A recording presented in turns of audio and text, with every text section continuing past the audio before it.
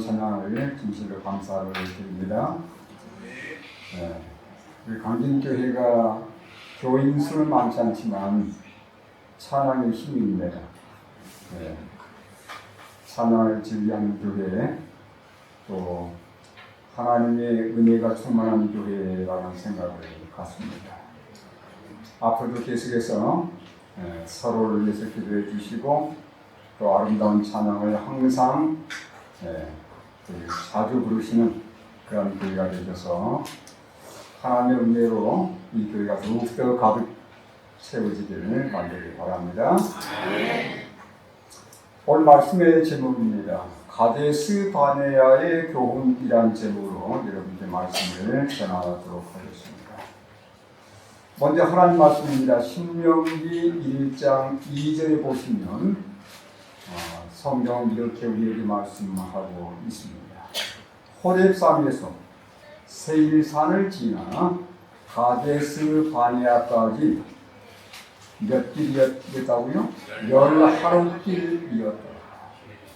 이제 시내산에서 떠나서 가데스 바네아까지 그 길은 10하루길이었다라고 말씀합니다. 가데스 바네아가 어디냐?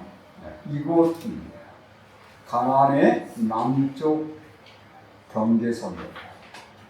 그러니까 이곳은 바로 어디냐면 가나안 땅에 바로 들어가기 직전 지역이랍니다.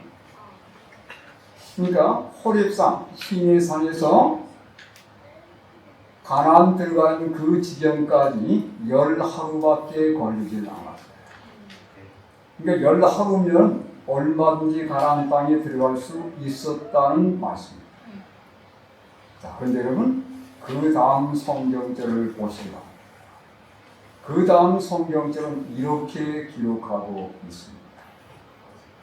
1장 3절 뭐라고 했어요? 다 같이 읽겠습니다. 시작. 마흔째 해 11째 달 그 달 첫째 날 모세가 이스라엘 자손에게 여호와 앞에서 그들을 위하여 자기에게 주신 명령을 다 알렸으니.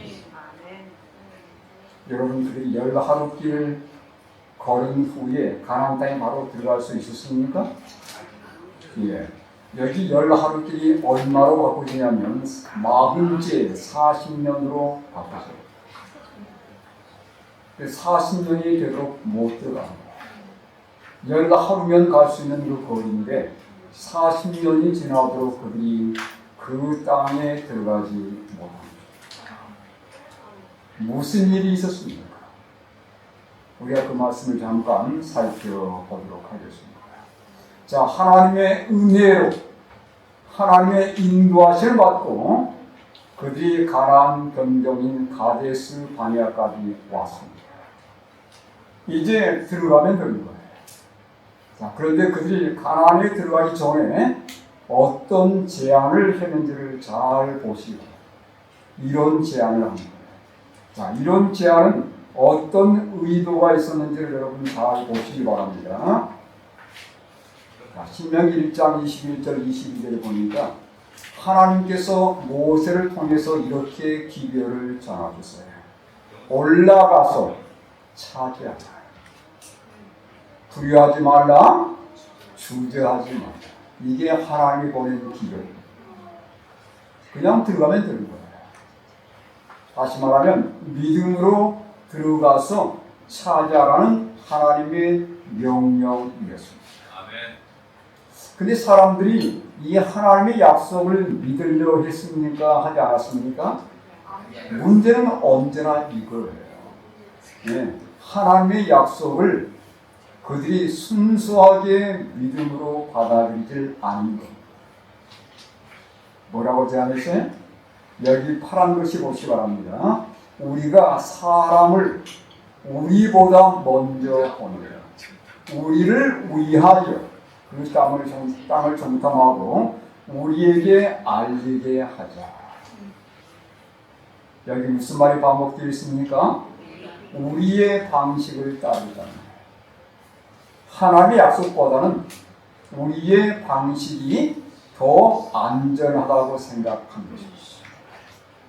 자, 다시 한번 말씀드리면 하나님의 방식과 지혜를 신뢰하기보다는 자신들의 방식과 지혜를 훨씬 더 신뢰하게 됩니다. 그래서 어떻게 제안했죠? 우리 가운데서 12사람을 뽑아가지고 그들을 어디에 보내자? 가나안 땅에 다 보내서 그 땅을 정탐한 다음에 그 다음에 그들의 보고를 받고 우리가 어떻게 그 땅을 하나씩 점령해 나갈지 계획을 세우자는 거죠. 그래서 모세도 굳이 반대하지 않았어요. 백성들이 고집하니 모세도 허락을 하게 된 것입니다. 그 12명을 선택했고 가나안 땅에 보냈습니다. 거기 며칠 동안 탐지했습니까? 40일 동안 그들이 가고 싶은 곳들은 다 다닌 거예요. 그 다음에 40일 후에 그 땅에 풍성한 소산물을 가지고 돌아옵니다. 포도가 얼마큼 컸어요? 포도 송이가 2사람이 어깨에 멜 만큼. 여러분 실제로 그 땅에 가보면 엄청나게 산물이 삽니다. 저도 몇십 년은 아닙니다만 한 벌써 한 20년쯤 됐던 것 같아요. 그때 그곳을 성지 순례하게 되는데 수박을 하나 샀는데 20명이 다 못 먹었습니다. 반만 먹었어요. 반만. 그리고 반은 다음날 먹었어요. 그만큼 수박이 커요. 네. 그 지역은 정말 모든 게 풍성한 땅이죠. 그런 산물을 가지고 돌아온 거예요. 그 다음에 그들이 보았던 모든 것을 백성들 앞에 보고합니다. 그런데 보고가 일치했습니까? 일치해서 일치하지 않았어요. 일치하지 않았습니다. 자, 열 정탐꾼은 이렇게 보고를 했어요. 어떻게 보고인지 보세요. 그 땅은 거주민을 삼키는 땅입니다. 우리는 그들 앞에 뭐다? 메뚜기다. 네, 상당히 과소평가한 거죠. 왜냐하면 그들이 보니까 전투력이 아주 뛰어나고 무기도 뛰어납니다. 그런데 자신들을 비교해 보니 변변찮은 무기가 없어요. 그들이 언제 전쟁을 위해서 준비한 적이 있습니까? 아니거든요. 애굽에서 벽돌만 굽다가 온 겁니다. 전쟁을 해본 적이 없는 거예요. 네, 무기도 없습니다. 비교해 보니 도저히 비교가 안 되는 거예요. 자, 그런데 여기 갈렙과 여호수아는 어떻게 보고를 했습니까? 자, 이렇게 보고합니다. 그 땅 과연 하나님께서 말씀한 것처럼 젖과 꿀이 흐르는 땅입니다. 그 다음 뭐라고 했어요? 그들은 우리의 뭐다? 옛날 성경은 밥이라고 했어요. 밥. 그들은 우리의 밥이라는 것입니다. 혹시 여러분 가운데 밥 무서워하시는 분 계십니까? 아, 나는 밥이 무서워서 못 먹어. 예, 그런 분 없으시죠? 예. 그들은 우리의 밥이라는 것. 그냥 들어가서 먹기만 하면 끝나는 겁니다.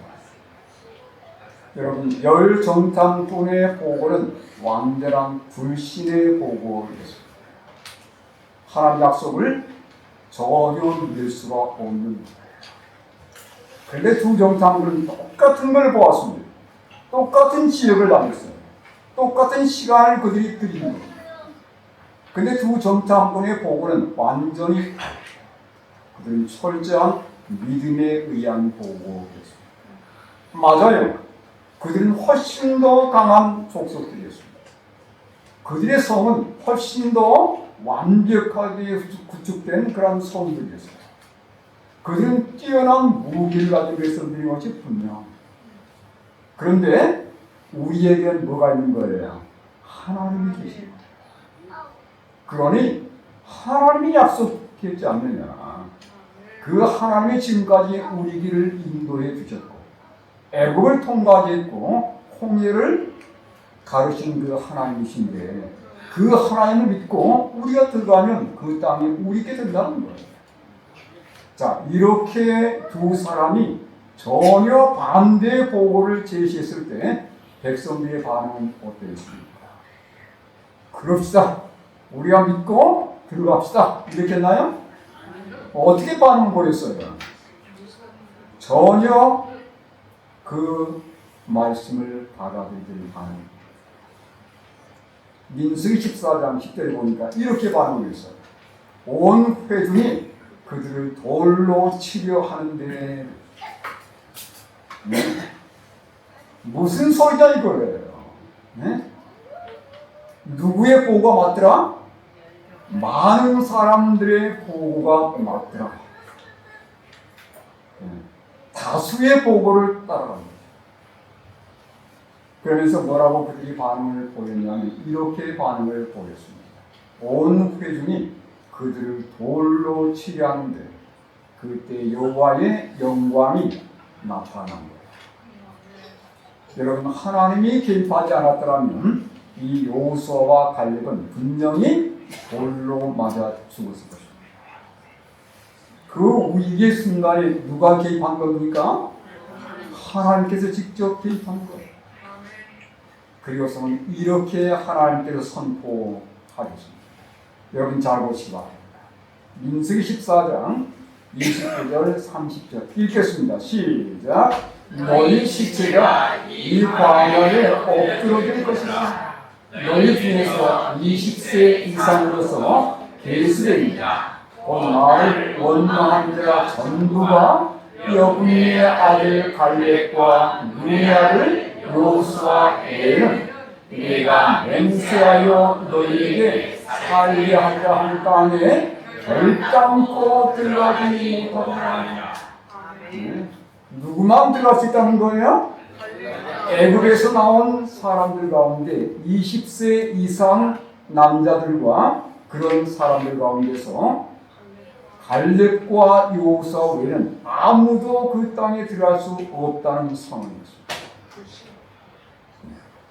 그러니까 그들이 결국은 광야에서 쓰러질 거라는 그 예고인 거예요. 그러면서 뭐라고 말씀하냐면 이렇게 추가적으로 선포를 하겠습니다. 33절 보니까 너희 자녀들은 너희 반역한 죄를 지고 너희 시체가 광야에서 소멸되기까지 몇 년간요? 40년간을 광야에서 방황할 것이라고 선고합니다.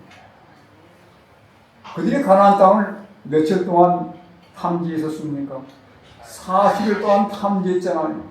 하루를 1년으로 계산해서 40년간 가나안 땅에 들어가지 못하게 했습니다. 원인이 뭐였어요? 불신 때문이었습니다. 믿지 않는 것 때문에 못 들어간 거예요. 여러분, 사도 바울은 이스라엘 백성들의 경험을 얘기하면서 이렇게 엄숙하게 우리에게 제시를 하고 있어요. 왜 그들이 가나안 땅에 들어가지 못했는가? 이렇게 말씀하세요. 잘 보시면 히브리 3장 17절로 19절의 말씀 읽겠습니다. 시작. 또 하나님이 40년 동안 누구에게 노하셨느냐? 그의 시체가 광야에 엎드러진 거지한 자들인가 아니냐? 또 하나님이 누구에게 맹세하사 그의 안식에 들어오지 못하리라 하시느냐?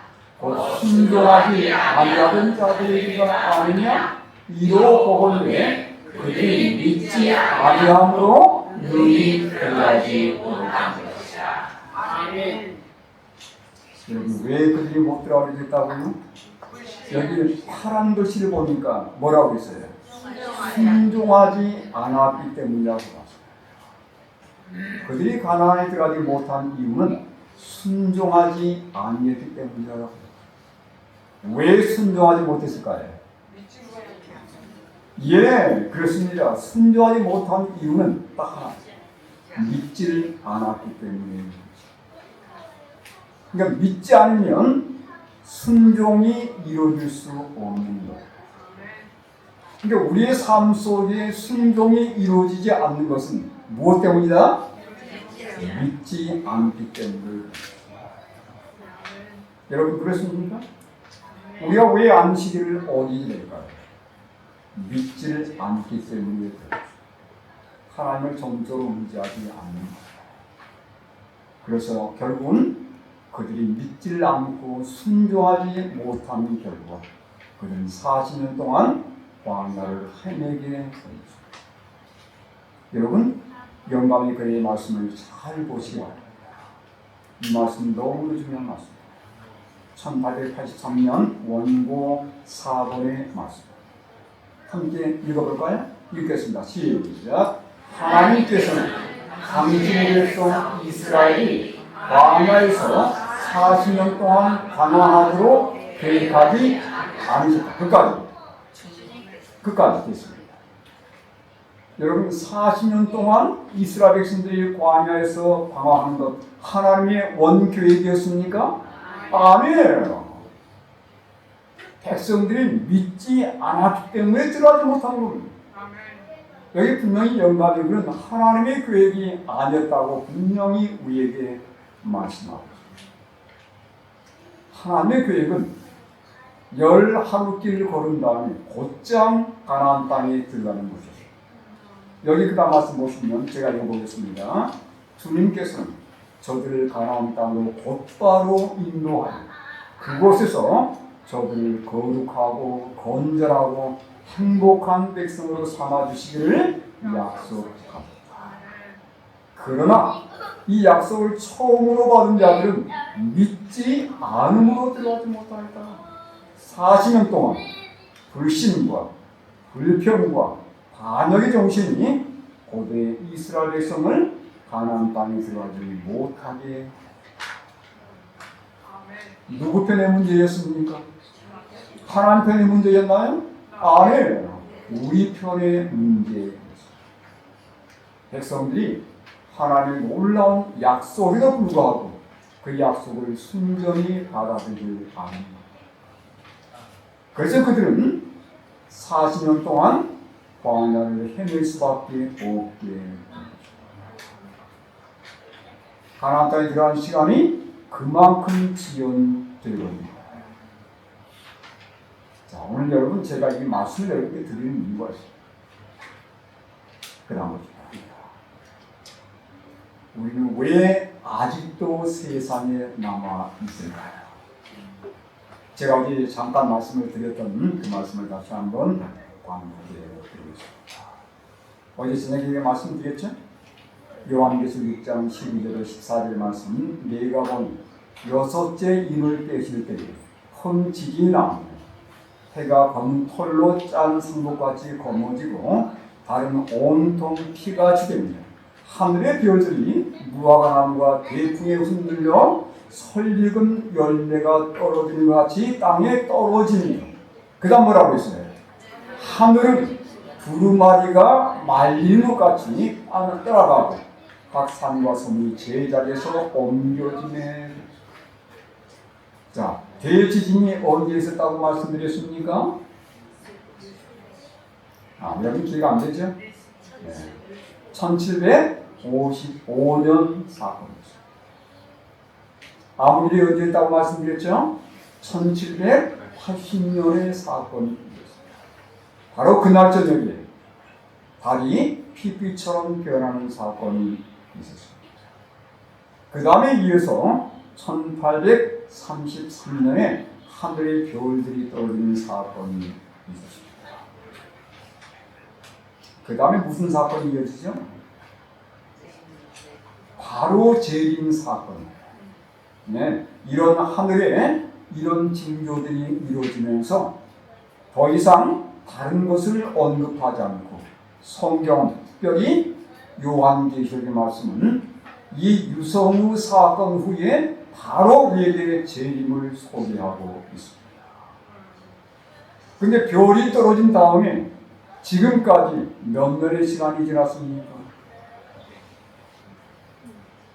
어제 제가 말씀드렸는데 192년이 지났어요. 근데 왜 아직 예수님은 오시지 않고 계십니까? 하나님 편의 문제가 있는 거예요? 우리 편의 문제가 있는 거예요? 하나님은 10하루 만에 이스라엘 백성들이 가나안 땅에 들어가기를 계획하셨습니다. 근데 누구의 잘못이었습니까? 이스라엘 백성들이 믿지를 않았기 때문에 결국은 40년간을 광야에서 헤매고 40년간 지연되고 합니다. 여러분 이 말씀을 잘 보시기 바랍니다. 빨간 글씨 함께 읽겠습니다. 시작. 그리스도의 강림이 이처럼 지체된 것은 본래 하나님의 뜻이. 그 다음에 이제 이스라엘 백성들의 경우를 이해를 합니다. 하나님께서는 당신 백성 이스라엘이 광야에서 40년 동안 방황하도록 계획하지 않으셨다. 그들이 왜 들어가지 못했어요? 불신 때문에 들어가지 못한 겁니다. 우리 하나님께서도 정말 이 땅에 빨리 예수님을 보내셔서 우리를 하늘로 금방 데려가기를 원하시는데 문제는 누구 편이냐면 우리 편의 문제가 있는 거예요. 영감의 글 계속해서 보겠습니다. 여기 파란 글씨 함께 읽겠습니다. 시작. 그와 똑같은 죄들이 현대 이스라엘을 하늘 가나안으로 들어가지 못하도록 지체했다. 그러니까 이스라엘의 그 범죄가 믿지 않았던 그 똑같은 상황이 우리 마지막 백성들에서 반복되고 있는 거예요. 바로 그 말씀입니다. 이 두 가지 경우에 있어서 하나님의 약속에는 전혀 잘못이 없다. 죄악과 슬픔의 세상에 우리를 이처럼 오랫동안 머물게 한 것은 주님을 믿노라고 고난하는 백성들 사이에 존재하는 불신과 세속주의와 미지근한 상태와 분쟁이다라고 말씀합니다. 예수님의 재림이 지연되는 것은 어느 편의 문제가 있는 것입니까? 하나님 편의 문제가 있는 거 아니에요. 바로 내 편의 문제가 있다는 사실을 분명히 우리에게 말씀해 주고 우리가 아직도 하늘 가나안에 들어갈 준비가 되어 있지 않는 겁니다. 네. 전적으로 예수를 믿지 않는 거예요. 믿지 않기 때문에 순종이 일어날 수 없는 겁니다. 네. 그래서 하나님께서 여전히 우리를 더 준비시켜 데려가기 위해서 그분께서 오신 날짜를 계속 지연시키고 있다는 말씀입니다. 여러분 가데스 바네아의 역사가 마지막 교회에서 반복되고 있는 그러한 모습. 그래서 하나님께서 이 마지막 성도들을 빨리 하늘에 데려가기 위해서 주신 기별이 있어요. 이게 바로 뭐냐면 이겁니다. 1888년 미네아폴리스에서의 주어진 기별이에요. 하나님이 두 종을 일으키셨습니다. 누구와 누구였죠? 존스와 와그너였습니다. 마치 요수아와 갈렙처럼 하나님께서 이 교회를 깨우기 위해서 두 사람을 보낸 거예요. 자, 이들은 당시에 시조 잡지의 공동 편집인 이들은 개인적으로 예수님을 만난 경험들을 하게 되고 우리가 전적으로 예수님을 믿는 믿음을 통해서 하늘에 들어갈 수 있다는 사실을 이 교회에 새롭게 제시를 하게 됩니다. 자, 그 기별이 과연 어떤 기별이었는지 잠깐 여러분께 소개를 드리는 거죠. 아주 중요한 기별이에요. 자, 제가 한번 읽어보겠습니다. 좀 길기 때문에 여러분 주의해서 들어보십니다. 목사에게 보는 본문 91절의 말씀입니다. 주님께서 크신 자비를 베푸셔서 누굴 보내셨다고요? 와그너와 존스 목사를 통해서 그분의 백성들에게 지극히 소중한 기별을 보내셨다. 마지막 영적 이스라엘 백성들에게 가장 귀한 기별을 보냈다는 것입니다. 이들을 영적으로 깨우기 위한 기별을 보내는 거예요. 그 기별이 뭐냐? 이 기별은 불리움을 받으신 분, 온 세상의 죄들을 위한 희생 제물에 관한 소식을 세상을 향해 더욱 분명하게 드러낼 것이다.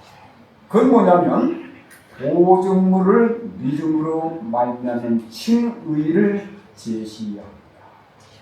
우리가 점점 예수를 믿는 믿음을 통해서 의롭게 된다는 기별 뿐만 아니라 의롭게 된다는 것은 뭐냐면 죄를 이기는 경험을 의미합니다. 죄를 미워하는 경험입니다. 어떤 분은 이런 분들 있잖아요. 내가 교회를 다니기 때문에 죄를 실컷 지어도 안식날 교회 가서 회개하는데 그러니까 일주일 동안 마음껏 실컷 사는 거예요. 하고 싶은 것 마음대로 저지내 사는 거예요. 저는 그런 걸 직접 보았어요. 또 그렇게 말을 하더라. 네? 우리가 교회 가서 용서받으면 되는 거니까 일주일 동안 하고 싶은 대로 마음대로 해도 돼요. 여러분 그럴 수 있습니까? 그건 믿지 않습니다. 여러분 십자가는 죄를 마음대로 짓도록 하는 면허증이 아닙니다. 십자가는 오히려 정말 용서받은 자들에게 죄를 중단하도록 돕는 그러한 하나님의 특별한 섭리입니다. 예수를 믿고 죄를 회개해서 구원받은 사람들은 다시는 죄를 반복하지 않을 거라고 말씀하고 있습니다. 여러분 우리가 믿음을 올바로 가지셔야 돼요. 자, 보증물을 믿음으로 말미암는 칭의를 제시하였다. 그 다음 보세요. 그것은 백성들에게 그리스도의 의를 받아들이도록 초청했는데 이것은 하나님의 모든 계명에 대한 뭘로 나타난다? 믿어야 진정한 순종이 있게 됩니다. 왜 순종하지 못하는가? 믿지를 않기 때문이라는 거예요. 그 다음에 이렇게 얘기합니다. 많은 사람들은 예수님을 시야에서 잃어버렸다. 이것이야말로 하나님께서 세상에 전파하도록 명하신 길입니다. 예수 믿고 우리가 의를 경험하게 되면 하나님의 모든 요구에 온전한 순종을 이룰 수 있다는 기별이 마지막 때 주어진 기별이고 이게 바로 세계 천사의 기별이다. 이 기별은 큰 소리로 전파되고 크나큰 성령의 부어주심이 수반될 것이다. 자, 요약해 드리겠습니다. 여러분 다 읽었지만 여러분께서 이게 무슨 말인지 잘 모르시고요. 이게 바로 뭐냐면 1888년의 기별의 핵심이에요. 믿음으로 말미암는 의에 관한 기별입니다. 근데 이 기별을 올바로 이해하고 이 기별이 마음속에 받아들여지게 되면 이 경험을 하게 된다. 하나님의 계명에 대한 온전한 순종이 이루어지게 됩니다. 다시 말하면 죄를 멀리하는 삶이 이루어진다는 것입니다. 이것을 가르쳐서 셋째 천사의 기별이라고도 얘기합니다. 그 다음에 이 기별이 증거되면 여기 뭐라고 말씀하세요? 크나큰 성령의 부어주심이 수반될 거다. 이게 뭐지요? 하나님의 교회의 마지막에 약속된 무슨 성령? 늦은 비의 성령이고 이게 늦은 비의 성령. 그 다음에 늦은 비의 성령과 함께 이 기별을 큰 소리로 외칠 것을 우리에게 말씀하는 거예요. 그러니까 이 1888년의 기별은 너무 중요한 거예요. 우리가 전적으로 예수님을 믿고 그분께 내 자신을 의지하는 경험을 통해서 이러한 놀라운 경험을 하도록 하는 것이니 그래서 하늘 가는 온전한 백성으로 준비되는 것이니 하나님께서 바라는 이상이라고. 그런데 이 기별이 주어졌을 때 교회는 과연 이 기별을 어떻게 취급했을까? 이걸 잘 보시라. 이렇게 취급했어요. 거의 2년 동안 우리는 백성들에게 일어나 그리스도의 의에 대한 빛과 진리를 받도록 촉구했다. 그 다음 보세요. 그런데 그들은 이 귀중한 진리가 이르러 왔는지 또한 그것을 붙들고 있는지를 모르고 있다. 저게 뭐지? 저게 무슨 의미지? 긴가민가합니다. 이걸 잘 모르는 거예요. 왜냐하면 사탄이 이 기별이 증거되는 것을 막고 있기 때문에 이게 이해가 안 되는 거예요. 그들은 자신들의 견해 속에 놓여 있다. 그들은 예수께서 들어오시도록 하지 않고 있다라고 말씀하셨습니다. 그 다음에 뭐라고 말씀하냐면 여기 보시면 하나님께서는 이 시대를 위해서 그의 사울을 하도 그의 사자들을 일으키셨다. 전수와 와금을 일으켰다. 그 말. 어떤 사람들은 그리스도의 의의 기별에서 돌아서서 그 두 사람에게 비난의 돌팔매질을 하고 있다는 거죠. 여러분 아까 요사와 갈렙이 뭐 받을 뻔했다고 그랬죠? 군중들에서 돌팔매질을 당할 뻔했다고 그랬잖아요. 마지막에 똑같은 사건이 진행되고 있는데 존수와 와금에게 마치 돌팔매질을 가하고 있는 비난의 돌팔매질을 가하고 있다는 것입니다. 그래서 우리는 아직 어디 있는 겁니까? 이스라엘 백성들이 40년을 광야에서 헤맸던 것처럼 이 기별을 우리가 전적으로 받아들이지 않고 이 기별을 이해하지 못한 것 때문에 여전히 예수님의 재림을 맞이하지 못하고 이 세상에서 방황하고 있다는 말씀입니다. 이 말씀 좀 이해됩니까? 이해 안 되죠? 네, 우리 담임 목사님께서 계속 좀 배우십니다. 이건 너무도 중요한 것 같아요. 여기 보시기 바랍니다. 다시 한번 보겠습니다. 우리는 과연 믿고 있는지를 보시기 바랍니다. 그리스도의 강림이 이처럼 지체된 것은 하나님의 뜻이 아니었습니다. 죄악과 빨간 글씨요 슬픔의 세상에 우리를 이처럼 오랫동안 머물게 한 것은 파란 글씨 보세요. 불신과 세속주의와 미지근한 상태와 분쟁이다. 여전히 우리 편에서 전적으로 예수를 믿지 않고 있는 것입니다. 내가 믿는 것처럼 보이지만 내 신앙이 그럴듯하게 보이지만 여전히 우리는 전적으로 믿지 않고 살고 있는 거예요. 자, 잠깐 동안 제가 여러분께 시간이 좀 빨리 지나기 때문에 조금 더 말씀을 드리겠습니다. 믿음이 무엇인가요? 그냥 교회에 나오면 그냥 믿는 것입니까? 말씀 보시면 그냥 믿는 건가요? 아닙니다. 우리는 진실로 믿어야 됩니다. 여러분 성경은 믿음에 대해서 이렇게 말씀하고 있습니다. 요한복음 1장 12절 읽겠습니다. 시작. 영접하는 자, 곧 그 이름을 믿는 자들에게는 하나님의 자녀가 되는 권세를 주셨으니. 여러분 믿는 게 뭐 하는 거라고요? 영접하는 겁니다. 마음속에 받아들이는 거예요. 예수님을 내 삶의 주님으로 받아들이는 겁니다. 이게 첫 번째예요. 두 번째, 믿음은 나아가서 이것까지 이루자는 거예요. 누가복음 6장 11절 읽겠습니다. 시작. 너희가 만일 불의한 재물로 충성하지 않으면 누가 참된 것으로 너희에게 맡기겠느냐?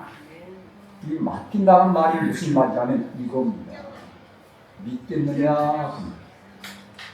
다시 말하면 누가 참된 것으로 너에게 맡기겠느냐? 이것은 뭔 의미가 뭐냐면 누가 진정으로 너희를 믿겠느냐? 자, 이 두 말씀을 여러분 조합해 보겠습니다. 믿음은 뭐 하는 거예요? 믿음은 그분을 마음에 영접할 뿐만 아니라 뭐 해야 돼요?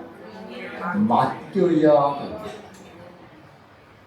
근데 여러분 맡겨야 안 맡겨요? 잘 안 맡겨요. 예수님을 믿는다고 고백하고 마음속에 영접은 한 것 같은데 그분께 내 삶을 맡겨드리지는 못하고 있습니다. 자, 여러분 여기 그림을 제가 세 가지 보여드리는데, 자, 이분 예수님을 영접한 사람 맞습니까? 의자는 지금 내 마음이라 생각하시면 돼요. 근데 그 마음 밖에 누가 계셔요? 예수님이 계시기 때문에 이 사람은 예수님을 영접하지 않는다. 이 사람은 예수님을 영접하긴 했지만 여전히 중심을 누가 차지하고 있는 거예요? 나. 그러니까 맡겼어요? 못 맡겼어요? 이게 우리 대다수의 성도들의 모습입니다. 자, 이 사람은 어떻습니까? 예수님을 마음에 영접할 뿐만 아니라 마음의 중심에 누가 계신 거예요? 맡긴 것 같아요? 이게 바로 예수님을 믿는 겁니다. 자, 제가 한 예를 얼른 말씀드리겠습니다. 여러분, 갈릴리 바닷가에 지금 제자들이 예수님을 모시고 함께 가다가 뭘 만났어요? 거대한 풍랑을 만나게. 예수님의 배에 계셨습니까? 안 계셨습니까? 예수님 배에 계셨어요. 배로 영접했습니다. 근데 문제가 터지자 제자들이 예수님을 깨웠어요? 안 깨웠어요? 즉각 깨우지를 않았어요. 여러분, 시대에서 보면 밤새 동안 그들은 사투를 벌이고 거의 죽을 지경이 됐을 때 해볼 거 다 해본 다음에 에너지가 다 바닥이 나가지고 더 이상 해볼 게 없을 때 그때 예수님을 깨워요. 이게 우리의 사람들의 심리입니다. 우리는 안 맡겨요. 네. 언제 맡기냐면 해볼 거 다 해본 다음에 내 힘으로는 도저히 안 될 때 그때야 맡겨요. 여러분, 그 경우는 예수님을 배에 영접했어요. 근데 그 예수님을 깨우지를 않은 거예요. 맡기지 않은 거예요. 그날 그 배에 선장 역할을 누가 했을 것 같습니까? 베드로가 했을 것 같아요. 나이가 제일 많으니까. 그죠? 그리고 갈릴리에서 때가 굵은 사람이다. 근데 예수님의 직업은 뭐예요? 목수. 자기는 어부예요. 예수님은 목수밖에 아니에요. 그러니까 바다에서는 누가 더 잘 알아요? 내가 더 잘 알지. 그러니까 어떻게 맡기겠어, 목수한테? 이게 사람들의 착각입니다. 여러분, 그래서 베드로는 맡기지 못해요. 여러분, 그 예수님을 영접했다고 생각하지만 우리는 예수님께 맡기는 지경까지 가지 못하고 그건 반쪽짜리 믿음입니다. 그런 믿음은 진정한 믿음이 될 수 없는 거예요. 그러한 믿음 때문에 우리는 자주 넘어지고 실패하게 되는 것이고 이러한 믿음 때문에 진정한 순종의 삶이 이루어지지 않는 거예요. 그래서 자주 욕을 만나면 넘어지는 거예요. 시험 만나면 자주 넘어지고 불평하는 겁니다. 맡기지 못하는 거예요. 자, 제가 이제 시간 나기 때문에 이 얘기를 하고 마치겠습니다. 이 얘기를 들어보신 분들 계실 거예요. 1859년 여름 사건입니다. 나이아가라 가보신 적 있으십니까? 예, 여러분 가보셨네요. 나이아가라에 거대한 행사가 이루어졌습니다. 여러분, 여기 찰스 블롬비라는 사람이 나이아가라 폭포 위에 약 48m 높이에 거기에 외줄을 띄웠습니다. 그리고 매스컴에 선포한 거예요. 여러분, 제가 이 줄을 타고서 캐나다 쪽에서 미국으로 제가 이 줄을 건너가고 있습니다. 그 밑에는 거대한 양의 엄청난 양의 폭포가 흘러들고 있어요. 근데 떨어지면 휩쓸려서 시체도 못 찾습니다. 18kg의 장대를 잡고서 이 블론든이 이 길을 건너는 거예요. 이 프랑스 거기에서 수많은 사람들이 모여들었습니다. 과연 이 길을 건널 수 있을 것인가? 한 사람도 시도를 해본 적이 없었거든요. 사람들은 손에 땀을 쥐면서 바라보고 있습니다. 그런데 이 사람이 한 발자국 성공했을까요? 성공했어요. 사람들이 우리와 같은 박수를 보냈어요. 여러분, 이제 제가 뒷걸음질을 쳐서 건너겠습니다. 좀 더 어려운 도전이죠? 성공했을까, 성공했을까? 성공했습니다. 여러분, 이번에는 제가 눈에 안대를 하고 건너가겠습니다. 아니, 보이지 않는 거예요. 어떻게 건너갑니까? 근데 안대를 하고 건너갑니다. 성공했을 것 같아요? 성공했습니다. 그 다음에 여러분, 제가 마지막으로 자전거를 타고 건너갑니다. 외발 자전거. 자전거 타고서 이 길을 건너갑니다. 사람들이 우리 같은 박수를 보내죠. 그 다음에 이제 이 블록님이 사람들에게 이런 제안을 하는 거예요. 여러분, 제가 한 번 더 마지막으로 이제는 사람을 등에 업고 건너가겠습니다. 할 수 있다고 믿으십니까? 했더니 많은 사람들이 박수를 보냅니다. 아, 당신 같으면 할 수 있습니다. 그래요? 그러면 자원자 나오십시오. 누가 나올 것 같아요? 한번. 여러분, 믿는다는 말과 실제 믿는 것은 다릅니다. 사람들은 다 믿는다고 외쳤지만 실제로 자기 몸을 맡긴 사람은 아무도 없어요. 그래서 이 블록들이 지적합니다. 어느 한 신사 양반을 지적했는데 이분이 바로 해리 콜코드라는 사람이었습니다. 신사 양반, 제가 당신을 등에 업고 이 길을 건너겠습니다. 기꺼이 업히겠습니까? 했더니 이분이 업히겠습니다. 예, 그렇게 하겠습니다. 제가 당신을 업고 건널 걸 믿습니까? 했더니 믿습니다.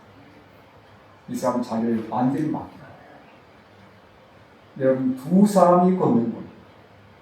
그러니까 사람들이 더 긴장합니다. 두 사람의 생명이 달리지 않습니다. 네. 근데 여러분, 성공했을까요? 등에 업고 장대를 잡고 좀 걷는 장. 성공? 사람들은 우리 같은 말씀을 듣죠. 여러분, 왜 제가 이 말씀을 드리냐면, 우리는 등에 업혀야 됩니다. 누구의 등에? 예수님. 여러분, 믿음이라는 것은 업히는 것입니다. 예수님께 완전히 자신을 맡기는 거예요. 예수는 구원의 전문가입니다. 여러분, 여기 해리 콜코드라는 사람은 자기의 재주와 자기의 노력으로는 죽었다 깨어나도 이 길을 건너지 못합니다. 외주를 탈 수가 없는 겁니다. 그런데 찰스 블론들의 등에 업혔을 때 이 길을 함께 걸어갈 수 있었던 거죠. 우리의 구원의 전문가이신 예수님께 우리 자신을 맡기게 됩니다. 우리도 천국까지 가는 길에 결코 실패하지 않는다는 사실. 여러분, 믿음은 업히는 거예요. 우리의 구원의 전문가이신 예수님 등에 업히셔서 하늘까지 가시는 우리 모든 강진교회 성도님들 되시길 간절히 바라면서 오늘 말씀을 마치겠습니다.